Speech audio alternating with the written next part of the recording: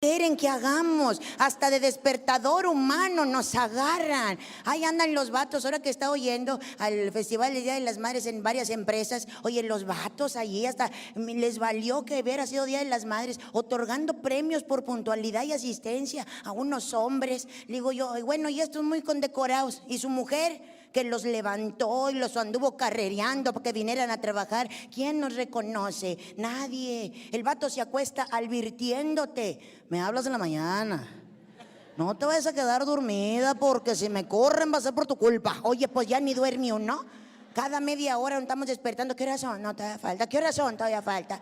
Y volteas a ver al de la obligación con una preocupación que la demuestra a través de sus ronquidos. La mayoría de las mujeres nos dormimos de ladito, ya sea para este lado o para este otro. Depende para dónde esté el vato. O sea, si el vato está aquí, en joda nos volteamos para acá. Si está acá, pues para el otro lado. Como que dormidas queremos olvidar los errores cometidos, pero no te dejan. Hay vatos muy románticos que te abrazan toda la noche, nomás para acomodarte el hocico y la nariz en la mera oreja, para roncarte.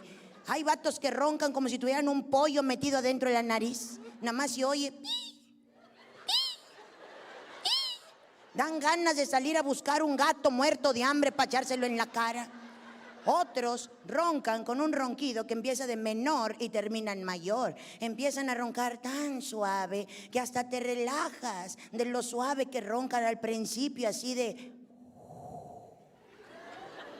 O sea, te sientes en la playa con esos ronquidos. Te relajas y cuando más relajada estás, viene el primer fregadazo y no te avisan a qué horas, nomás de buenas a primeras.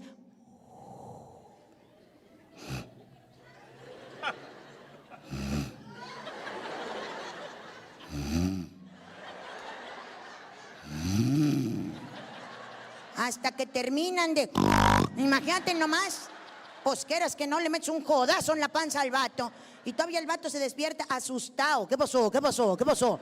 Está roncando bien gacho en la oreja. Pues por eso hay modos para levantar a la gente. Ya, duérmete, duérmete. Cualquier cosa, aquí estoy. Ándale, todavía te avisa el vato que ahí está.